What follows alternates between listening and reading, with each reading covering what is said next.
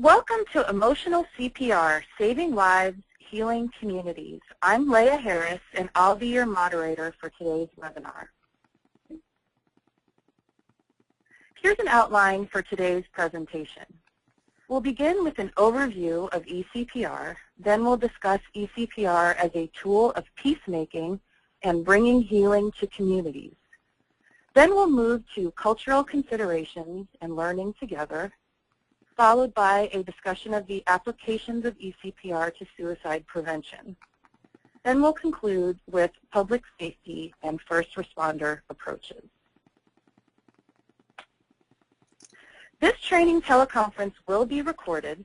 The PowerPoint of the presentation and the audio recording of the teleconference will be posted to our eCPR website at the address below within a day or so of the conclusion of this webinar. At the end of the webinar, there will be a Q&A session. You're invited to ask questions at any time through the question function in your control panel. During the Q&A session, you may also ask a question via the hand raise function if you wish to ask a question verbally. Questions will be taken in the order they are received. And now I'd like to do a brief introduction of our speakers based on the order in which they will present. If you'd like more biographical information on them, it's in the slides at the end of this PowerPoint, which are also currently posted on our website. The first 5 speakers I will introduce are eCPR trainers. Oryx Cohen is the Technical Assistant Center Director at the National Empowerment Center. In 2001, prior to working for NEC, he co-founded the Freedom Center, a peer-run support activist organization, and he is currently adjunct faculty in the Westfield State College Psychology Department. Sam Ahrens works for the Grassroots Empowerment Project, a statewide organization of mental health consumers in Wisconsin. She has worked as a teacher, social worker, and mental health advocate in diverse settings, including homeless shelters and prisons. Dan Fisher is a person with lived experience of mental health recovery. He has practiced as a board-certified community psychiatrist for over 30 years. He is the executive director of NEC and was commissioner on the President's New Freedom Commission on Mental Health. Lauren Spiro is the director of the National Coalition for Mental Health Recovery and is an artist who is awakening to the power of creative expression as a tool to transform consciousness. She has a master's degree in clinical community psychology and will publish her memoir this year.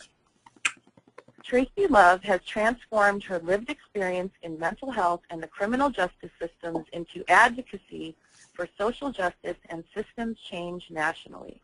She is based in the San Francisco Bay Area, where much of the focus of her work has been on the healing of intergenerational trauma within the African American community. Our 6th speaker is Ed Riddle. Ed served as a police officer in Portland, Oregon from 1992 to 2006, including 2 years as the Crisis Intervention Team Coordinator. He currently serves the state of Vermont as a public safety specialist to the Department of Disabilities, Aging, and Independent Living. And now I will turn it over to our first presenter, Oryx Cohen. Oh, thank you, Leah. It's a pleasure to be on the webinar, and actually Sam Ahrens is going to be doing this first part, and then I will be following Sam, and we're going to have a little conversation as we do this. So, Sam? Thank you, Oryx. Today we're going to focus on how eCPR can work in communities. In last year's webinar, we offered a detailed introduction, and you can still access that on our website. But today we're going to show, through sharing stories of eCPR, how emotional CPR can work as public health. So there are 3 basic steps of eCPR. The first one is connecting, and that really takes being present, open, genuine, and really reaching through to the person who is in emotional crisis or distress so that you are actually communicating with them. After connection, the step is empowering. The view in empowerment is that everyone, even when they are in strong distress, is a whole person and can, with support, tune into their purpose, their passion, what works for them in life. And from that, they can start shifting out of crisis toward what they need to do next. And then the last step of emotional CPR is revitalization. That is really helping the person move back into the give and take of life, the stream of life. What do they need to do to have relationships and routines that really support them and energize them? So that's just a very brief overview. It's the rest of it will be illustrated more in the stories, and we're going to really start with a story that Oryx is going to share about an eCPR experience that he had. Oryx? Yeah, thank you. And Leah, can you go back to the previous slide for a bit, please? Thank you. So, yeah, I was going to tell a story about emotional CPR in practice, and this happened when I worked at the Western Massachusetts Recovery Learning Community. And someone I knew was coming to a meeting. I didn't know her especially well, but I did know her a bit. And she was coming to a meeting, and she called me saying that she was running late. She had gotten pulled over by a police officer in Holyoke, Mass. And she was quite, I could tell she was getting quite agitated because of being pulled over by this police officer. She had had some bad experiences with police and whatnot.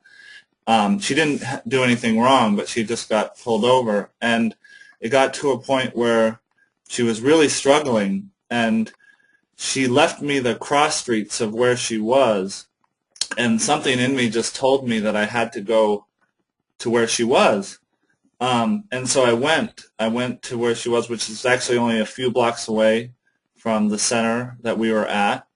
And I got there, and she was in the car, and she was waving her head back and forth pretty wildly, rocking back and forth and screaming in her car. And there were lots of people in the building were coming out from, it was like the end of the day at work, and they were leaving and going home. And it was one of those situations where if I wasn't there, I think it was a good possibility someone would have called the cops again, and she would have ended up in a hospital. And honestly, I didn't quite know what to do, but then I remembered about emotional CPR, and I went up to the car, and I just did my best. The first part, connecting, is so important, and it was difficult because she was in this space where she was obviously very triggered by what had just happened, and I think she was experiencing some visions and hearing voices and things like that. And she didn't even really notice that I was outside the car at first. It took a little while, but she recognized who I was. I kept knocking on the window and saying, "Hi, it's Oryx, hi." And she finally recognized who I was, and then she let me in the passenger side, and I just sat with her for a while. It's probably like 15 minutes, and kept trying to connect with her, and slowly, just by sitting there and being patient and asking her a few questions, she was able to start having more and more of a conversation. Obviously, she was very anxious. She was very triggered by what had just happened, but and I found out soon that she was afraid. She didn't want to go to the hospital. And she was afraid because she was going through this that she might end up in a hospital. And she recognized who I was, that I was a friend. I wasn't someone who was just going to call the cops on her, and that really allowed us to connect more. And the next step through the empowerment step was really, I didn't know what to do. I relied on her, realizing that there was a healthy hole there. She was still there, and kind of allowing her to find her own answers. And so, it didn't seem like she was going to be able to drive home right then, because she was still pretty shaky. But she came to that decision on her own and decided that she wanted to go to the recovery learning community space, which was a couple blocks away. So she ended up following me a couple of blocks to the recovery learning community, and she also contacted her girlfriend. So now she had another contact, which is a part of the revitalization. She was able to start reestablishing her relationships, which obviously her girlfriend was extremely important to her, probably the most important person to her. So she began to talk to her and let her know what was going on. And so we went to the center, and we had this quiet space in the center, and there was a support group actually going on, and she didn't, again, the empowerment piece, she didn't want anybody to know that she was there. So nobody knew that she was there in our quiet space there, the yoga room. And she got a drink of water, and she ended up falling asleep while the meeting was happening. And she was so comfortable in that space. And when she woke up, she was really completely revitalized. She felt completely better, and she was able to drive home that night. And she avoided a hospital. We avoided a lot of our taxpayers avoided paying more money for another stay in a hospital. And I think this is really an example of emotional CPR at work, and how we can all learn how to do this in our communities. It's a wonderful story. I think we're looking for the next slide, right? Yeah. At this point, it's a wonderful story because it really shows the basically how people in community can help. You kind of emphasize that your status as a friend was really an important part of it. You weren't an expert, you weren't a police officer, you weren't a person in authority, and that was really important. Yeah, and I didn't really know what to do. So I relied a lot on her to be the guide, and that's really at the focus of emotional CPR. If we look at some of these notes, we're not going to go through them all, but self-determination, dignity of choice is so important when someone is in a crisis, because we feel so out of control when we're in a crisis that having some control is an important way of getting back to being revitalized and whole again.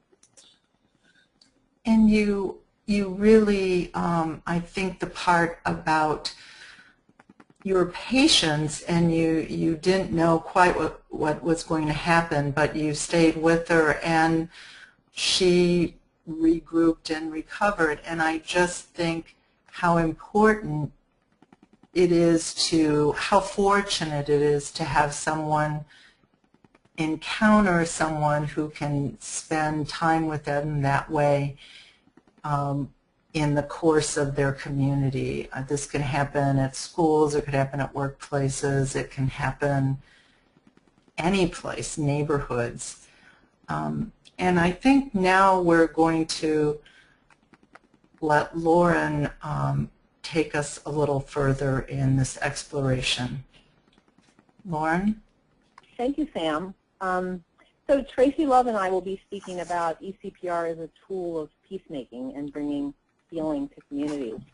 Over the several years now that we've been bringing eCPR to communities across the U.S. and overseas, many people have told us that the skills they've learned in eCPR have helped them communicate better in all their relationships.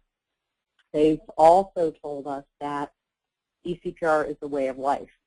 So this is really good news, and it's an invitation to deepen our understanding of emotional CPR. A few months ago, I had the great honor of speaking with Kofi Annan after a talk he had given locally here in D.C., in Washington, D.C.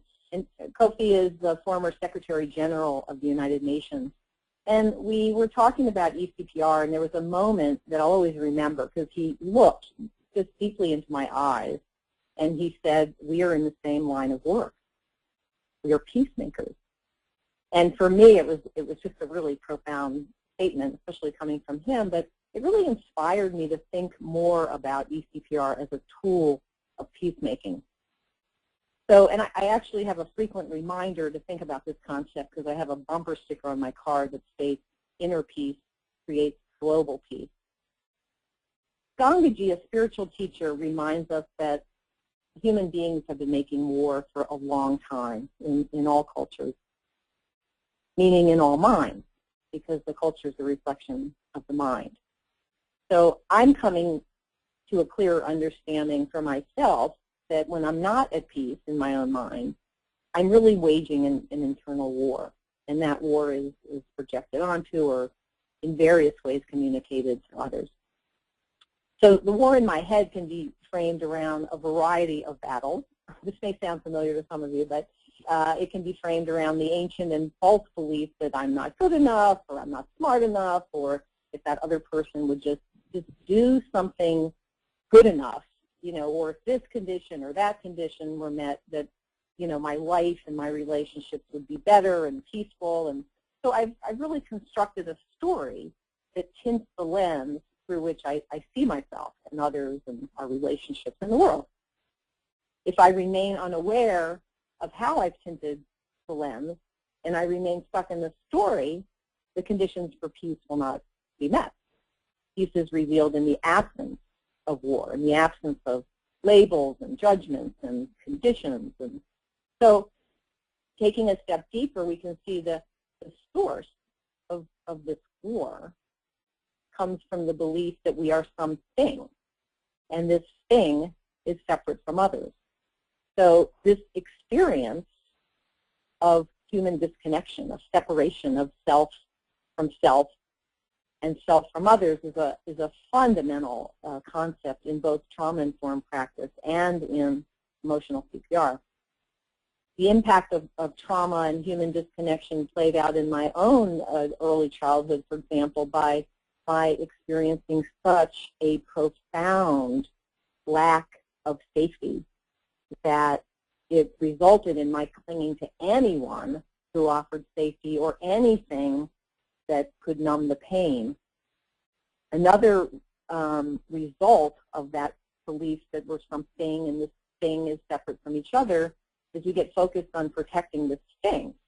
So whatever that thing is, it could be our family, our home, our territory, we protect it and often hold on to fear or anger or revenge or any number of feelings and wait for someone else to do something differently so we think we can find peace. So our tinted lens reinforces the idea that other people are different or separate from me. And this separation perpetuates conflict and war. It perpetuates the war in my head, which perpetuates the war I wage, you know, with others. So inner war creates global war. So when I'm practicing eCPR, I'm cleaning this lens. And by that, I mean I'm intentionally focused on letting go of any judgments I have, any labels in my head, that there's really nothing to protect. So we focus on perceiving this person who's in distress or crisis, in their full humanity. So we're looking for, really trying to see the genuine person underneath his or her lens, underneath the story. And when we do this, we're actually perceiving or being underneath our own lens. So, and from this place, where peace is revealed in the deep connection of two people, and that was reflected in the story Oryx told, where there was just that connection that was made with him and this woman in the car that was having a crisis. So in that connection, I can mirror back the best that I see in the person and my hopes for this person, my belief in the person, and by knowing that together in this moment we will move through this crisis. The process is so profoundly validating and contradicting of past, negative notions of self that when we try to explain it in words, it really diminishes the process. It has to be experienced to be fully understood, I believe. So this emotional bond or spiritual bond, and some people call it an energetic bond that we create, is mutually transformative and healing. It's often this bond that transforms crisis into new learning and perhaps new pathways to healing. So it's in this manner that eCPR is a tool, it's a process to finding inner peace. And we're going to hear more about creating peace and healing relationships throughout the rest of this webinar. But for now, I'm going to transition here and mention that there is a community in Omaha, Nebraska that found us on the internet and saw eCPR as a tool for peacemaking and community healing. And they brought us in to train some local providers to, just to work on some skills, learning some skills so that they could help heal the intergenerational violence and trauma in their community. So I'm going to turn it over to Tracy Love now to say more about this. Thank you, Lauren. Welcome, everyone. As Lauren just mentioned, there was a specific community that eCPR went to in Omaha, Nebraska, and they were dealing with trauma, gang violence, and just that whole community was in turmoil. So I just want to give you just a definition of intergenerational trauma, just to give you an idea and try and put in your head what both of the communities I've been working with, what they're dealing with. And so the definition of intergenerational trauma is a culmination of emotional and psychological wounding over a lifespan and across generations. And specifically, me working in the African American community, there's a huge issue with trauma over the years and through the generations. And so with Omaha, what was very interesting about that community is that they were reaching out, they were looking for, because of the gang violence, because of the trauma that came with that, and the dysfunction within the family and within the community, they were looking for a way to address that, and the first lines of defense in addressing the trauma and the dysfunction. And they chose to start with the youth because that's what they were seeing, and those were the people that they were dealing with, and that was their first line of defense.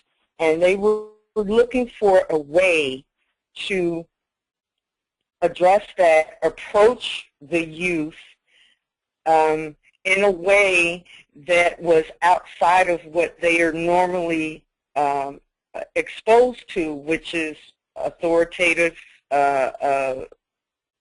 figures and telling them what to do, how to do it, and it just led this course, and it went down this path that got the dysfunction in a high level. And the participants in the trainings, you know, they were looking for a way to approach, to support, and to help the youth in the community. Now, it's not just the youth, but that's where they chose to make their first line of defense, hoping that if they were able to be there for them and to support them and to give them power and give them, empower them and give them the choices to lead a better life, that hopefully it would go down into the family, into the community, into their peers as a way of healing. And at the end of this training, it was a really profound training, because just the weekend before, we started on a Monday, and between Friday and Sunday and throughout the training, this specific community experienced 5 instances of violence, and 2 were murders. And so throughout this training, the participants, they had a connection with these instances of violence. So it was really an emotional, which comes into eCPR. It was really an emotional time for them. And throughout this training, they learned not only for themselves, but for the people that they serve. They learned a way to heal, a different way to heal, which is not within the normal constraints of how we've been dealing with it in the past. So not only did they learn, the participants learned, they had some instances of healing for themselves, and they took the emotional CPR that they were taught, and they took it back to the people that they served. And at the end of this training, I had a really nice experience with one of the participants, and she said to me that she appreciated eCPR. She said because not only did it help her, but it showed her a non-authoritative approach that would create a safe and supportive environment, an empowering environment to the youth that she serves, and that with her experience, she can transfer that experience and that knowledge on to the youth and give them a way to move forward, give them a way to empower, to speak, to be okay with what is going on, and help them to move forward. Another community that I have been outreaching to and serving in the African American community is the spiritual and faith-based communities. I've reached out to several congregations, and they also are experiencing trauma and violence and community just upheaval around all of that. And these organizations, these faith-based organizations, are really wanting to work in the community and trying to find a way to address the violence, to address the trauma.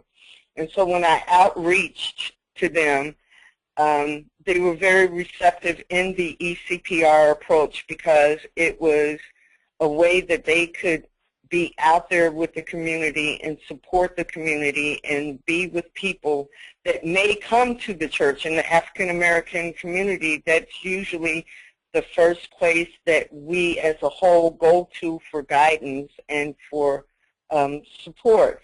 And as an example, from my outreach, I went to a congregation and I did a small presentation with the board of directors and the head of ministries within that congregation, because that's what they wanted. They were looking for tools and skills to be with people, to if they see someone in distress, how to approach them, and how to be with that person in a non-judgmental way. And so I did a presentation to them on eCPR, and it was amazing.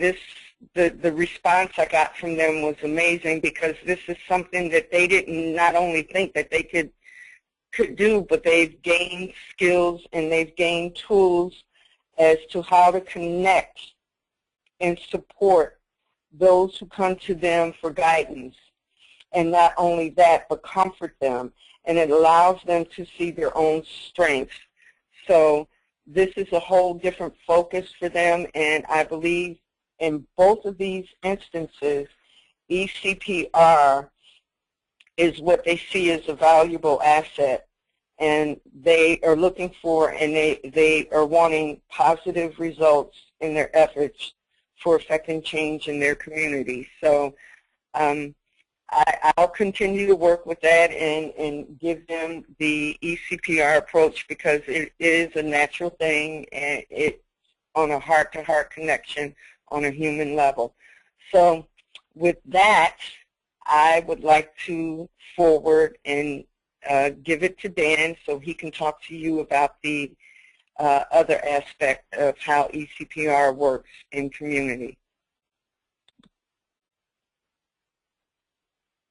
Well, thank you very much, Tracy. And I and Sam Aarons, we're going to talk about eCPR and culture. And we're going to draw on our experience training in Singapore, because it's really has brought culture very much to the forefront. I was asked to go and speak in Singapore in October on recovery. It's new to their culture, but they had through the internet they'd heard about recovery, and had heard that our center promotes recovery. And I suggested that while I was there that I do a train the trainer or train the facilitator 4-day training in emotional CPR, so that they could develop some of their own trainers. And it went over so well that in fact one of the administrators understood and helped us understand a dimension of emotional CPR that we hadn't really understood as clearly before. And she said, is this mental health? She came up and said, and I said, actually it's broader. And she said, good. Well, I'm glad to hear that, because we don't want to overly stigmatize people. They were concerned, in fact, about importing. They didn't really want to import mental health first aid because it does reinforce diagnosis. And they were glad to hear that really emotional CPR is for everyone, and it's for building community. And community is very important in Singapore. In fact, in most countries outside of the United States still understand that, the importance of community. Sam and I have decided that maybe a conversation would be a good way for us to reflect on what we learned about culture in being there in Singapore. Sam, you want to bring up something about maybe a topic that came up? Thank you.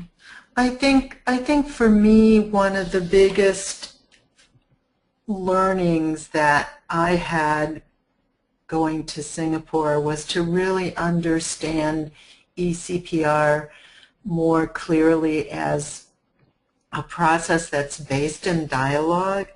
And when we were preparing to come, I was doing some research into the culture in Singapore and asking some questions. But at some point, really in conversation with Dan and the people, our hosts, realized that the eCPR process really gives us a way to connect across cultures, and it's really an opportunity for mutual learning that I think, is very rich. So that was my basic strongest impression, was how much the dialogue process of eCPR helps people connect across cultures. That's for sure. I think one aspect in particular of dialogue is being able to set aside or suspend our own judgments about behavior and about people, and that's such a central element of eCPR. And I think in doing it, it really allowed us to experience and see their culture in a way that probably was more difficult. One example I remember very clearly, one of their administrators was coming to review our teaching, and another administrator came up just about 10 minutes beforehand and said, "Oh, Dr. So-and-so is coming, Dr. So-and-so is coming. So I hope, you have something prepared for them." And we were going to do a role play. Well, the other administrator just looked at me. She didn't say, "That's not a good idea." She wasn't, she wasn't negative about it, but she just looked, a long look. And I've gotten to know her quite well. And I said, "That's not a good idea. You don't think that's a good idea, do you?" She said, "Well, maybe you could do it in a different way."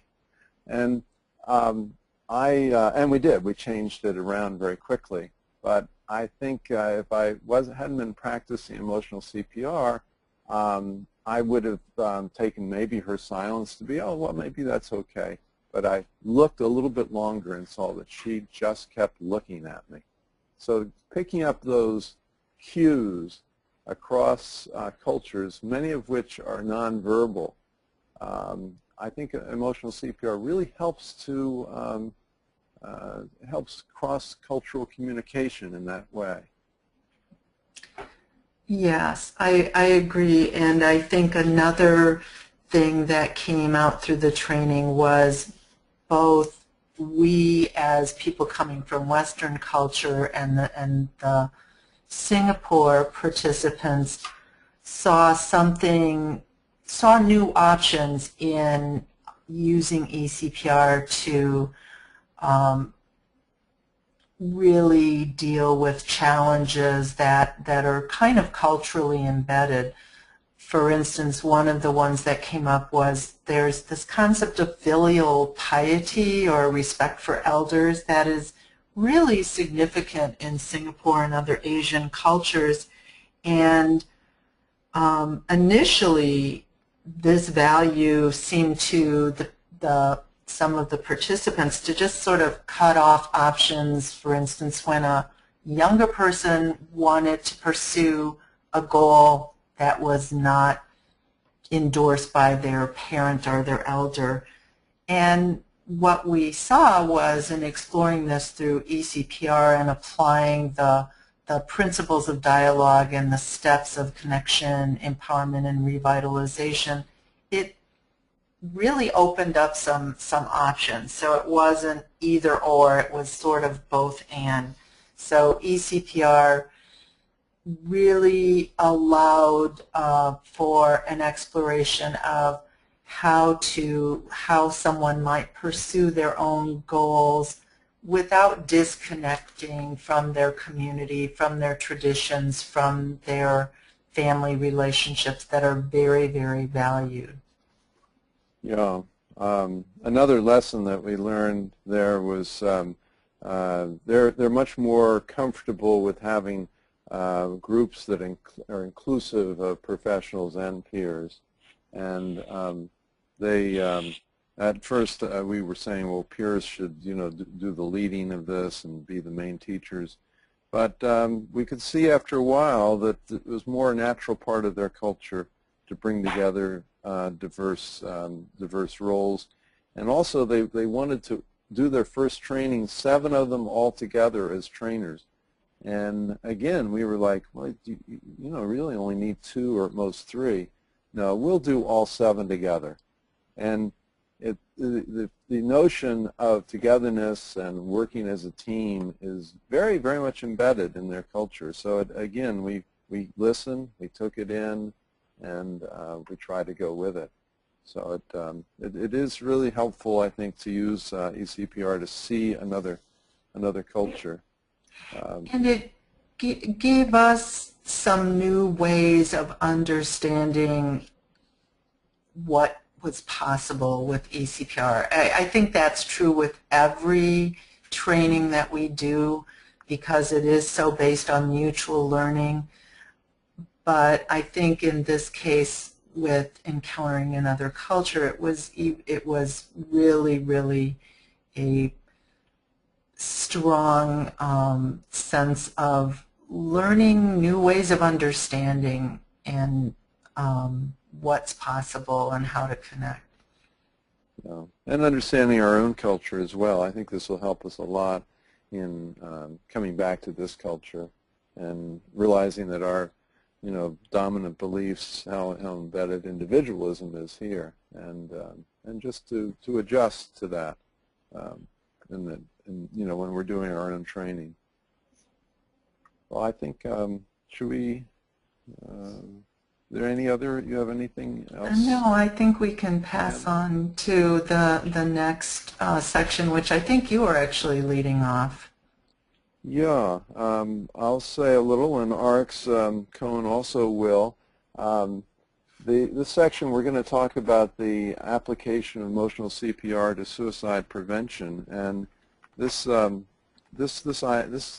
realization really emerged from a trainer in Texas who has been learning emotional CPR, and he also has been learning suicide prevention. And he brought up, he said, oh my goodness. Emotional CPR would help in suicide prevention, and it probably fulfills a need that's not filled necessarily by suicide assessment programs. Or many of the existing suicide prevention programs, one has a similar acronym actually to CPR, and that's QPR, which is question, persuade, and refer.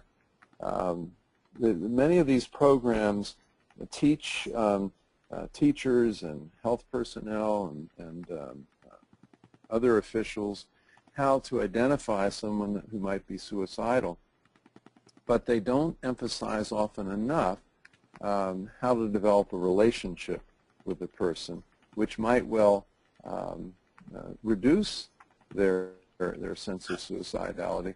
If you see this, there's a slide you can see here on the right, 2, and maybe 3, 4, many people in the community who hopefully when they're feeling healthy and they're feeling outgoing and positive about their lives, connect both verbally and at a heart level emotionally as well.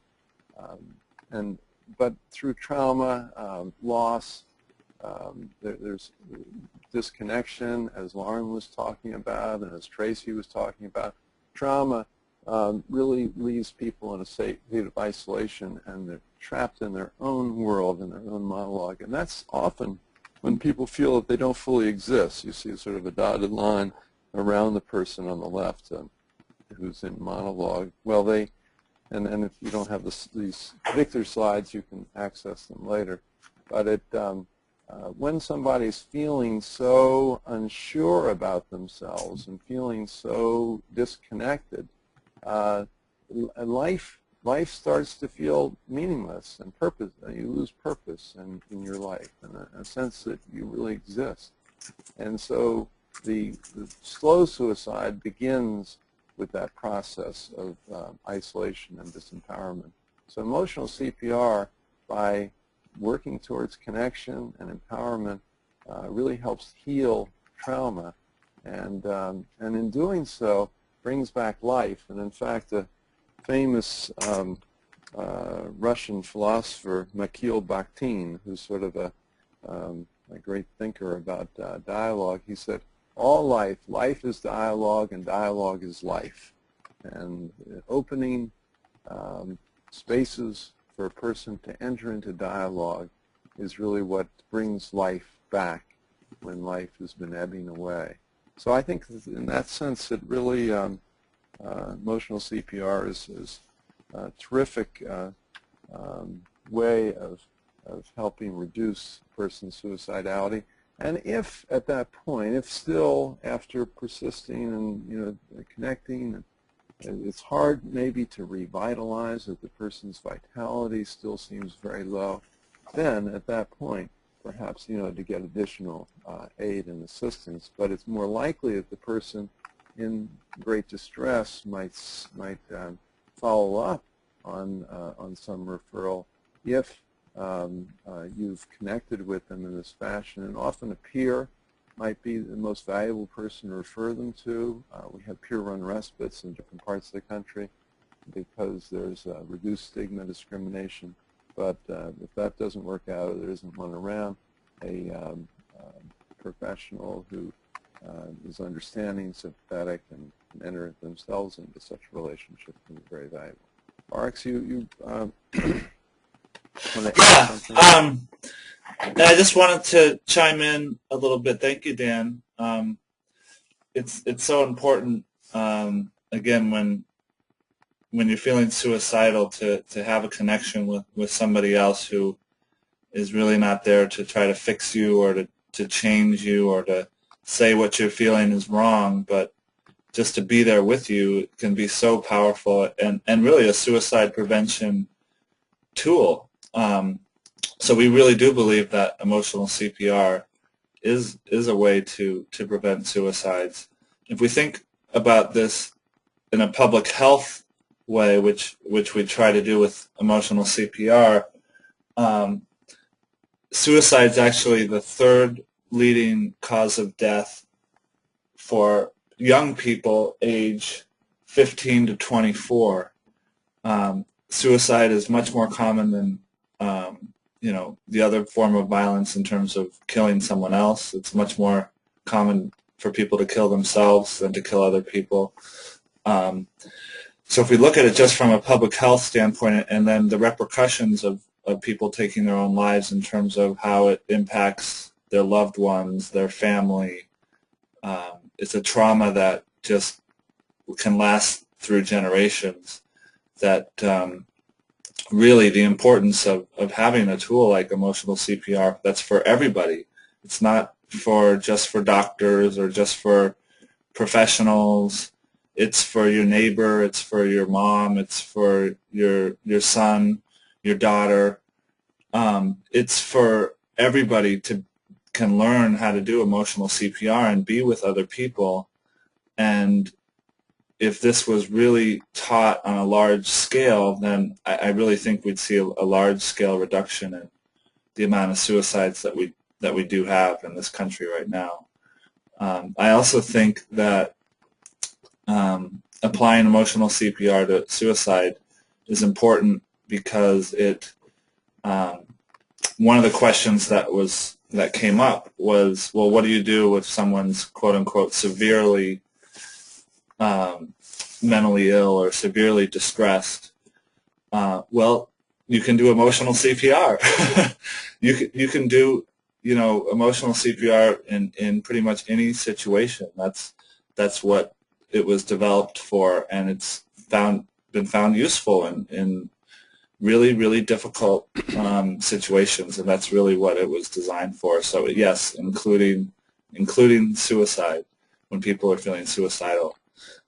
Yeah, I saw that question about severe emotional distress, which is called mental illness, and we might emphasize that this emotional CPR has been developed by about 20 of us with lived experience of recovery from severe emotional distress states that have been labeled mental illness. And so it's really based on what we most wanted when we were ourselves in the greatest distress, feeling that there is a universality to those experiences. And I know for myself, I went through a period of not being able to speak, and what was most helpful was really these types of connecting experiences, many of which are nonverbal. the way a person looks at you, their tone of voice, their posture, all their demeanor. Do they really care? And I think too often professionals are not taught enough of this. Day-to-day, parents feel with their children if they're upset that they have to punish them or have to be very strict with them right away. Often it's just being heard, just being understood, just being, as Billy Ark said, gave on that very nice example at the beginning of the webinar. He was there with that woman, and she might have become suicidal if he hadn't been there with her, because life can be tenuous at times like that. I think maybe we should go to Ed at this point, Ed Riddell. Does that sound all right with you, Arks? Sounds great.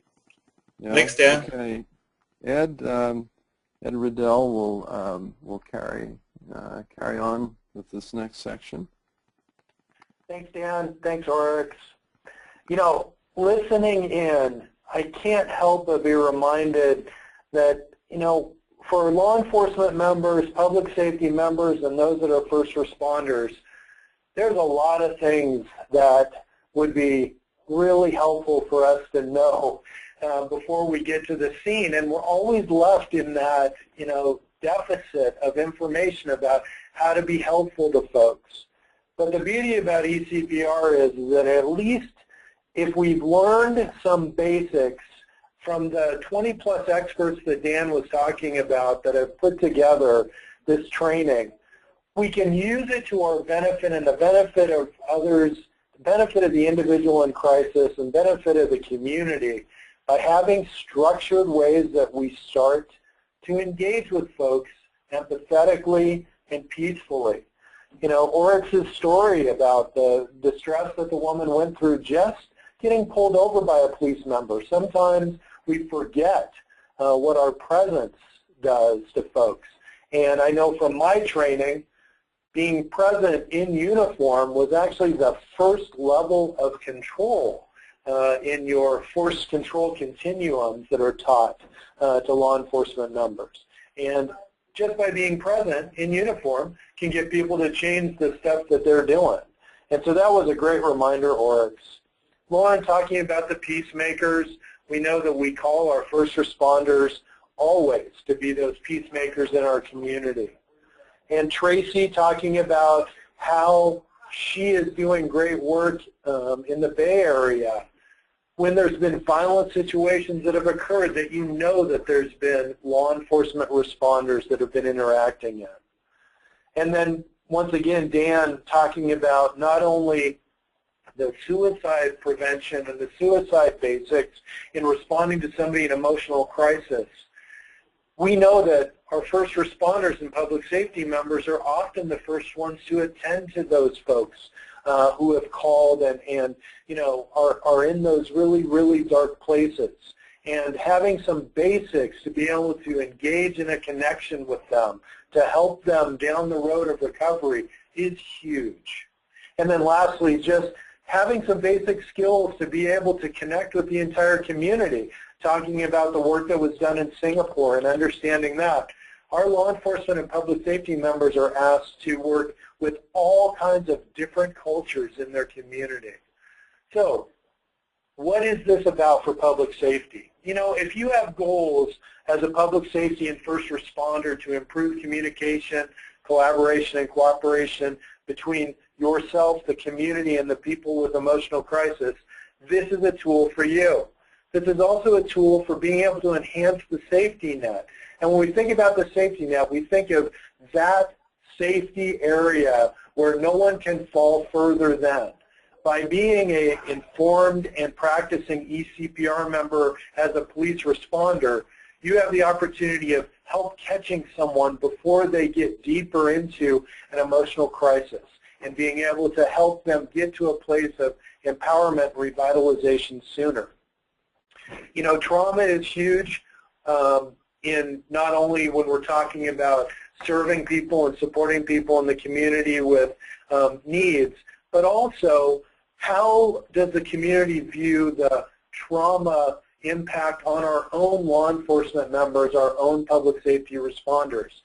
I know from my experience, I went through a lot of situations that if I hadn't had the kind of emotional supports of my peers and others, it would have been really tough to go through, because your community are often asking you as first responders to go into places that will cause your own trauma. But not only that, you also have the ability to reach out to others in the community using these eCPR basics. And then, you know, improving understanding between people in emotional crisis and the public safety responder. Huge, huge, huge, especially for folks in agencies that have had difficult incidents occur. They can be costly, they can be emotionally, you know, costly on all people, and they can rip the community apart. And I know from my experience, we went through a few of those in the Portland area. And I really wish a lot more of my peers would have had some of these eCPR basics before they responded. Now, I'll tell a brief story. When I was a newer officer in the mid-90s, and the Portland Police Bureau was one of the newer agencies that was starting to adopt practices of speaking with folks that were in emotional crisis and looking at what the crisis intervention team model that was developed in Memphis had some basics that were attached to that model. We developed a group of CIT officers, and I had to look the real beneficial experience of being one of those first CIT members. And so anybody that knows the Portland area knows that 82nd Avenue is a giant thoroughfare with lots of people that, you know, drive up and down and walk around in the area. And one night, as a newer officer who had just recently received some basics on how to communicate and connect with folks, I got a call that there was a gentleman in a huge emotional crisis that was tearing up his mother's house. And then, as myself and a couple of cover officers were arriving in the area, we got a call that the man had left his mother's house and had gone to a nearby relative's house and was tearing up the house there. So my anxiety in what I was going to find when I eventually came across the man was starting to creep higher and higher and higher. And then lastly, we got another call that the person had now left the sister's house and was now wandering around in the neighborhood on busy 82nd Avenue on a Friday night. Well, I just happened to see this giant mountain of a man sitting on a bus bench as I was driving through the area, and as he stared at me with what people have described as the 1,000-yard stare through me, through my police car, and probably through buildings nearby, I recognized that that was probably the guy that I needed to make contact with. Got my car stopped safely around the corner, and my cover officers were with me, and as I started to walk out towards the bench, my two cover officers looked at me and said, good luck with this. And I approached the man carefully and making sure that he could see me as I approached. He said nothing to me, and as I began my conversation with him, I just mentioned, you know, I'm here to help you. I'm here to support you. I know it looks like you're pretty upset. What can we do to try to get you some help? And it was at that point he didn't say anything, but he jumped up off the bench and turned around and put himself in a position that he showed that he was safe for me to come and contact him and be able to take him back to my car so that we could go get him some help. And of course, as I walked by the two cover officers, as I was escorting the man to my vehicle to transport him to the hospital for help, my two cover officers looked at each other, and I overheard them say, geez, that stuff must really work. So understanding how important communication basics are in doing your job as a public safety member is giant. We never, and in my experience in my academies, I never received enough information to be able to go and do my job. It was through trainings like eCPR that I was able to pick up the real fundamentals that I needed to get on a scene, connect with folks, help do the right assessments and move on. So let's go to the next slide, and Lauren's going to help me. We're going to talk a little bit about what the different roles are for folks, just to emphasize this. You know, when I'm responding to a scene as a public safety member, I'm worried about keeping everyone safe, which includes myself. And as a person in crisis, I mean, I'm really focused on getting my immediate needs met. You know, I might be starving. I might feel extremely unsafe. That's what I'm focused on. And then I'm really focused on resolving the event. And I'm focused on, you know, resolving my pain and my discomfort.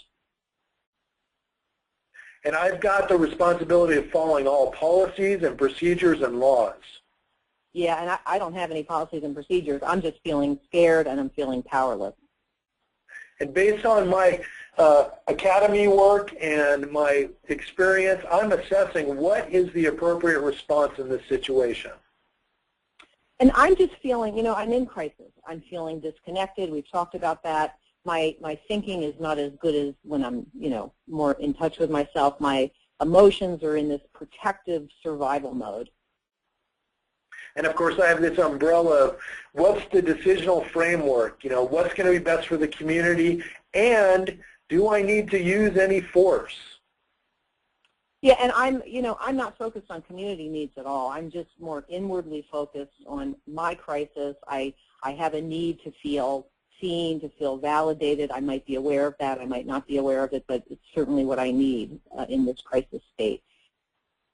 And there's usually few therapeutic tools that I learn from my public safety education. And what I'm needing is support, really. I need somebody to, we've talked about this on the webinar, but just, you know, need someone to see me, to validate me, to help me remember and kind of reclaim some of my own strengths so I can begin to make good decisions and move kind of, you know, away from crisis into connection, empowering. And usually there's always a time pressure to get the job done as soon as possible. Right, and again, you know, I'm in crisis, so for me, time doesn't really exist. You know, I just really need someone to take the time and connect with me and help me feel safe. And often I have others on my scene that I have to try to manage, whether it's cover officers that want to do things their way or leadership members, sergeants and above that have their ideas about how to resolve things. Right, and I'm at this, you know, I have an awareness, you know, that there's a turning point here where, you know, I could be arrested and become a criminal and be hauled off, or I could become, you know, a victim that I'm very aware that something terrible could happen. And of course, that's not what I want. I need someone that can really, really connect and support me. And so if we go to the next slide, quickly, when you look at the difference between the eCPR approach and the public safety approach, you know, when you're talking about the areas of accessibility, eCPR gives us normal lay language that's culturally attuned to connect with folks. In public safety, it can be difficult with our professional terms and things that are more culturally centric to public safety. Our use of power in eCPR, we don't use power. We're trying to engage with the person and try to figure things out together. Of course, law enforcement and public safety, it's that power over situation that occurs that can be really problematic in trying to get a person to look around and find what they might need to connect with you and then to look for ways to be empowered. The belief system for eCPR is that we believe that a person's a whole person, and with assistance they can figure it out. Unfortunately, law enforcement is often the person's broken, and we need to try to get them to somebody that can help them. Use of labeling and categorizing in eCPR is absolutely avoided, but yet in public safety, you've got it, it's recommended. We try to put people into boxes. Coercion. Always in eCPR, you're trying to minimize the trauma that could be placed on the person and typically is not seen as necessary. Unfortunately, in public safety, often we exercise such coercion because that's how folks have been trained to get people to do what they need to do to resolve the issue. When we're looking at the fear concept in eCPR, we try to diminish fear in the person by really being in a relationship with them. And unfortunately, in public safety, you end up utilizing fear as a component of our control and our coercion. Oftentimes, exercising it in that first presence, like Oryx was talking about in his story, just the fact that we're there, being in charge, can often make folks fearful. So when we're looking at trying to engage in law enforcement and public safety contacts with folks in the community, learning some basics around eCPR is huge. And so my takeaway for folks is, when you're a public safety responder or first responder, you've got a lot stacked against you. I mean, you have a deficit of information. You don't know what's going on. You haven't developed a relationship with the person. And so responding to those folks in crisis can be really difficult. Also, responding to folks who have been critical of your agency about the way that things have been done in the past, especially if there was a bad outcome, can be really troubling if you don't have some type of structured way to engage with folks and to be able to explain to folks in the community about the way that you engage. eCPR can provide such tools. They can provide you with the way to be proactive in developing your positive relationships with people in emotional crisis wherever and whenever they occur. And any first responder will tell you everybody they contact is in some type of emotional crisis, whether they've been the victim of a crime, the victim of an accident, somebody who is, struggling in an emotional crisis. All the people that are contacted typically have some type of emotional issue going on.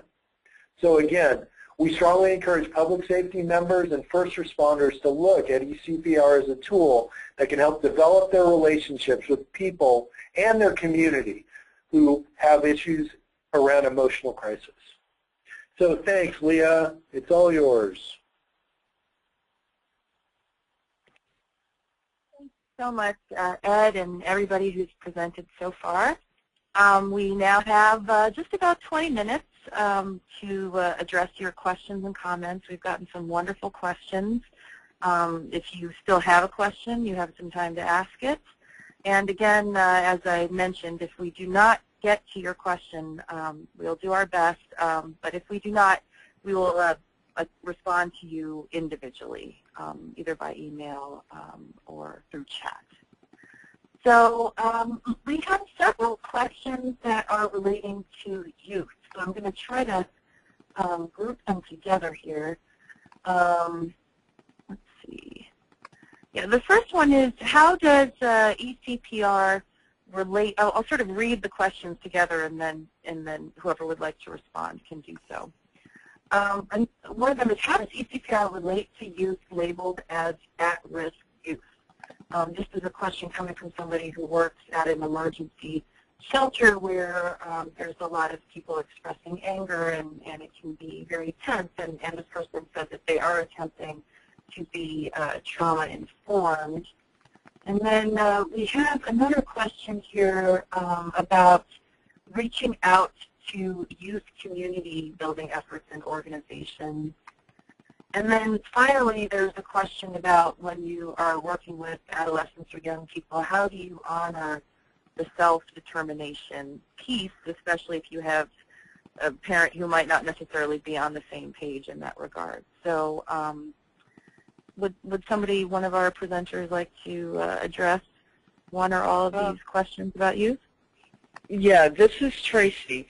I just, in response to the questions, and I'm trying to get them in my head now, with youth, I think there should be an understanding, first and foremost, where they're coming from, what they're experiencing, and what they see as the problem or the situation or the distress or the trauma. That's the first thing. And then after that, to validate what they're experiencing and to get them, because youth have a different perspective per se as an adult, and they have what they see as their immediate situation, and not necessarily looking for answers, but just basically wanting to validate and understand what they are experiencing. And I think with eCPR, it gives them that. It gives them that validation. It gives them that understanding, and it also gives them the support that they need to empower themselves, because youth are very resilient. So I guess and my answer to it is to just really, really understand as much as you can where they're coming from and validate their perspective and give them the support that they need to empower themselves to find their solution, because they really do know it, and they're basically just reaching out and wanting someone to support them. And I hope that answered it. Thank you, Tracy. Did anybody else? I want to add a little bit. Sure. Mm-hmm. Yeah, I could add a little bit. And when my younger daughter was in college, she had a roommate who was really having a great deal of difficulty, but was feeling, and she didn't want to go to the counseling service because she was afraid that they might have her take time away out from school. And so her roommates really wanted to help her through a difficult time, and so I coached them in how to really just be with her and to listen to her and to not let her feel too isolated. And over about a 2-month period, by maintaining the connection and communication and helping her to feel that she had some control, even though she wasn't able to leave her room a lot of the time, she was able to complete her homework and complete her studies and actually graduate. And later she felt that she could get more professional help, but she was afraid that she'd be diagnosed and stigmatized and maybe told to leave college if she went to the college services. And I think emotional CPR, because it's not stigmatizing, not diagnosis-based, is more appealing to youth in a way than a more formal professional treatment. Yeah, this is Oryx. I just also wanted to chime in. Thanks for saying that, Dan. Just to follow up on what you were saying about not being based in diagnosis, yeah, that's a really important part of eCPR. That when we do eCPR, we use plain, ordinary language, and we don't use any labeling or clinical language. So the question about does this work for at-risk youth? The answer would be yes. We wouldn't really use that term. We would, young people, or we're all human beings. So basically, any question that's saying, will this work for this group of people, such and such group? The answer is always yes. This can work for any group of people. So it's the same principles that we're talking about here. Really great point, Oryx. I think I'd like to move on to another question, which was asked by somebody who I assume works for some kind of a mental health agency or other social service agency, who said, how can we get the agencies to buy into this approach? And they're saying that they have seen the hesitation, based on their own experience. So how would you show or illustrate to agencies that eCPR can really help them be more effective in what they do? This is Lauren. I think many of our trainings come from a seed planted, and the seed is someone understanding eCPR, whether it's through a webinar or any number of the introductory workshops we do around the country and overseas, it's that, you know, individual connections with a trainer, an eCPR trainer, and someone takes that back to their community and talks to either peers or the staff, and then they might call the eCPR office to get more information and check out the website. So it's really just wonderful people around the world that are planting these seeds, starting these conversations that lead to us coming out and doing either a 2-day or a 4-day certification.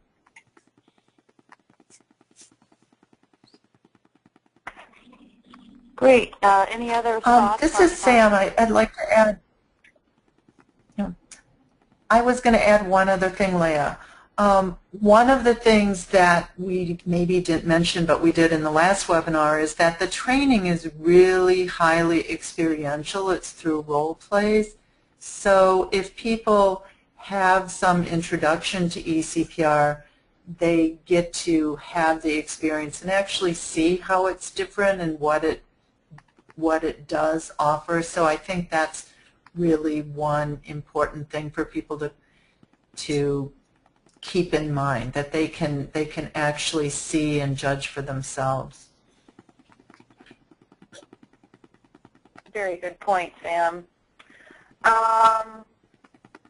So let's see. Let's take another. There are actually 2 questions that came in on this subject, which is how, or what's going on for somebody who seems to be, quote unquote, always in crisis, and how could eCPR sort of help that person get out of that kind of stuck, continual crisis place? This is Sam. Can I? Oh, go ahead, Tracy. A person, you know, I've had that experience with several people that I've served and also friends, and they are in a continuous, continuous crisis. And for me, when I supported them and when I, you know, utilized the skills from eCPR with them, I understood that continual crisis had one common denominator. There was something that manifests into all of these other crises, and being in support with that person and being there and listening to them, it just that alone helped them to realize that it was one core issue and it manifested.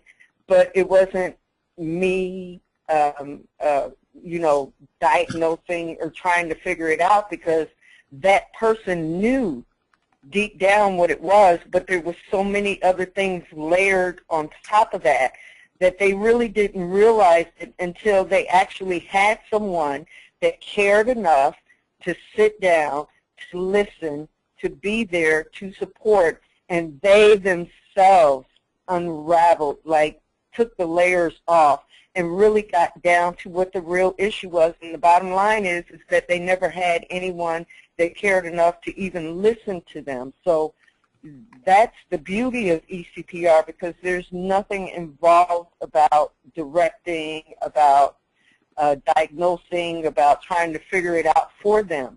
They already know. They just need someone to be there with them for them to figure it out. And that's my experience with that, and I've had that on a couple of instances.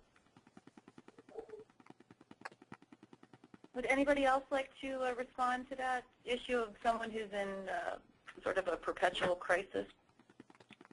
Well, I thought Sam was going to, but I'll jump in here. It's Lauren. So I talked a little bit about, you know, eCPR as peacemaking. I mean, I'm real familiar with this internal war that goes on in my head sometimes, where sometimes I feel in distress and I'm needing something, needing attention. And really, if someone just sits with me, and this is the connecting piece, really sits with me so I feel seen, I feel heard, I feel validated as a human being, that alone is pretty calming. And then I think the longer term work that I've done, and to varying extents, an individual might be able to do this in eCPR depending on the circumstance. I think it's really looking at, what's the old recording that keeps playing? What's the old message? Is it that I need to feel respected? I need to feel loved. I need to know that I'm good enough. That often, I think when I get stuck, and I think that when I've seen other people stuck in the crisis mode, I'm looking for, what's the deeper message here that this person is believing about themselves. And then we get an opportunity to look at, or invite them to look at, maybe, through this deep connection and this trusting and safe relationship, they may transform the way they think about themselves. So a lot of it's embedded in having a close connection, because of a lot of it's originally embedded in that early trauma or that early disconnection where we learn things about ourselves, we're taught things about ourselves that aren't really true. Sam, did you want to add anything?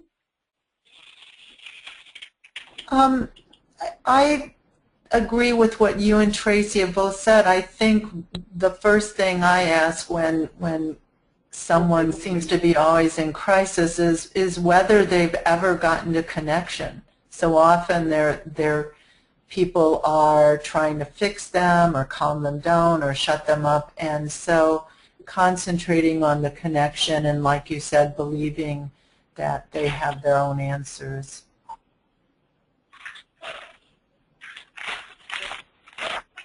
Now, I wanted to go back to a question that did not get fully answered about the issue of adolescence, and let's say, the parent is not at all supporting this person's right to self-determination in sort of any way, and the parent says, only over my dead body, it's my house, or that, that kind of thing.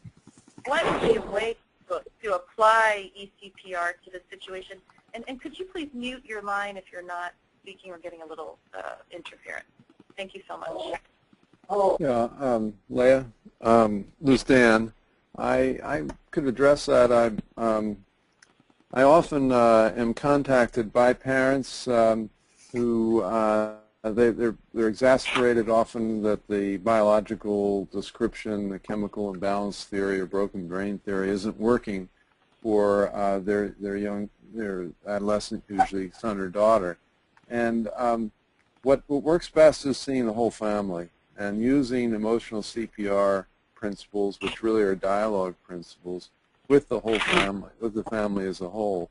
And sometimes I've even done this over the phone. There's a family quite some distance, and they can't see me in person, but I have them go on speakerphone and have their adolescent there with them in the room.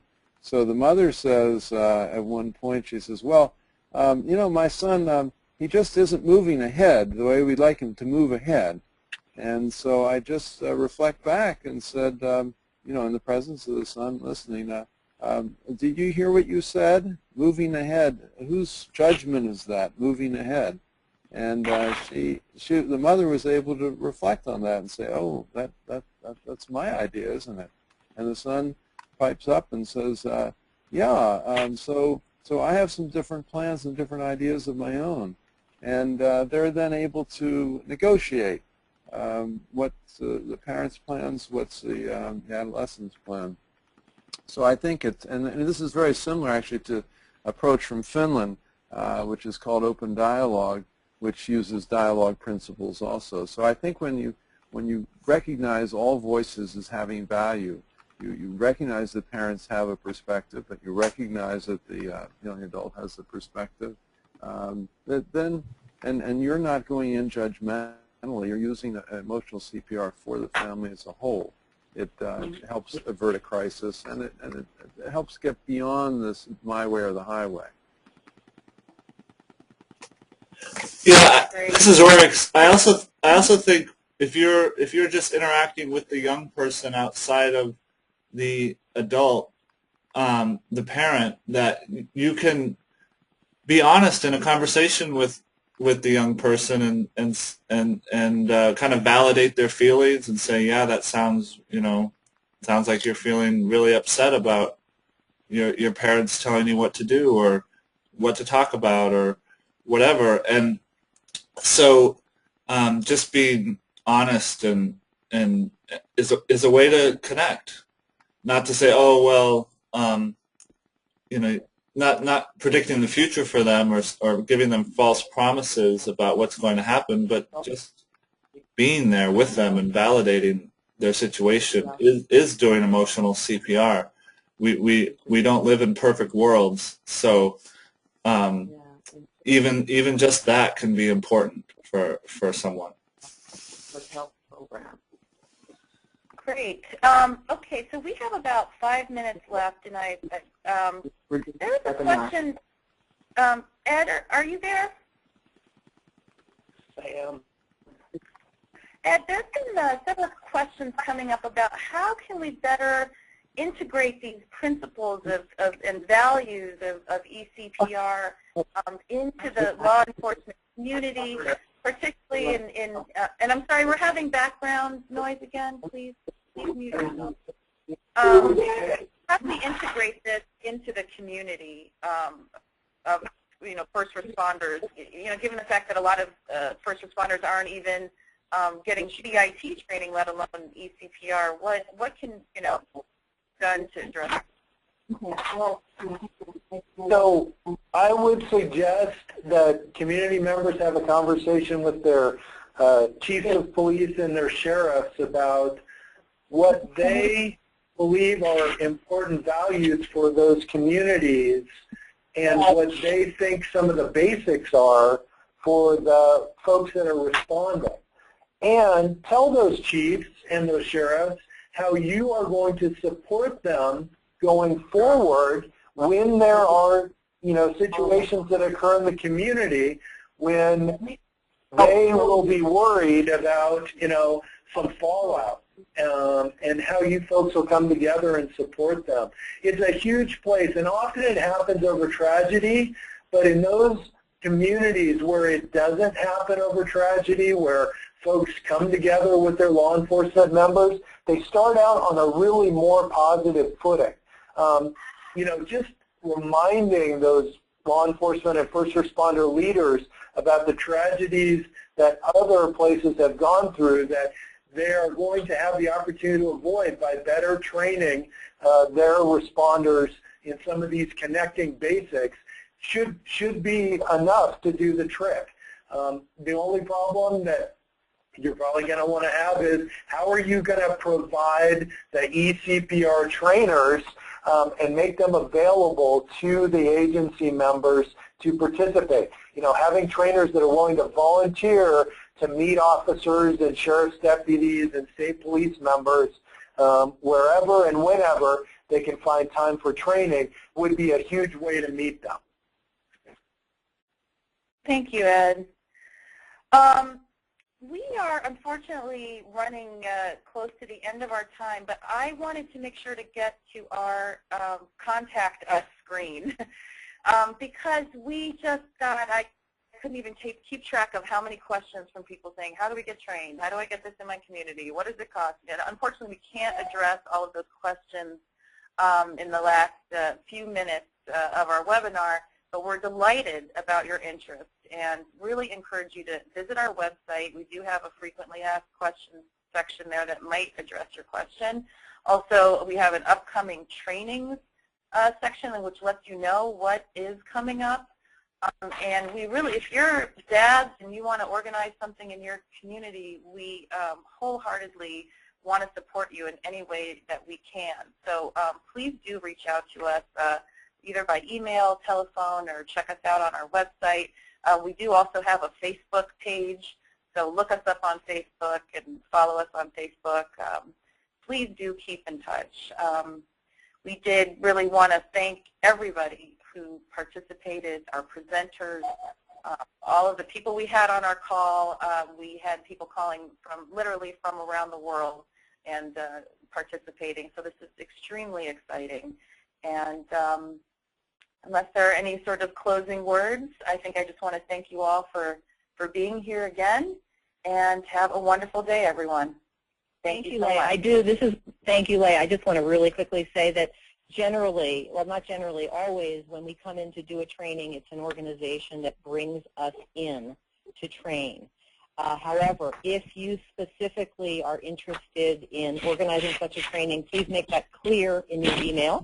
Or if you are interested in an open enrollment type of training, please make that very clear. We're assessing the extent to which people will fly to some city around the country to do a training. So, thank you all. Thank you all. Thank you so much, everybody. Bye-bye. Thank you. Bye-bye. Bye-bye.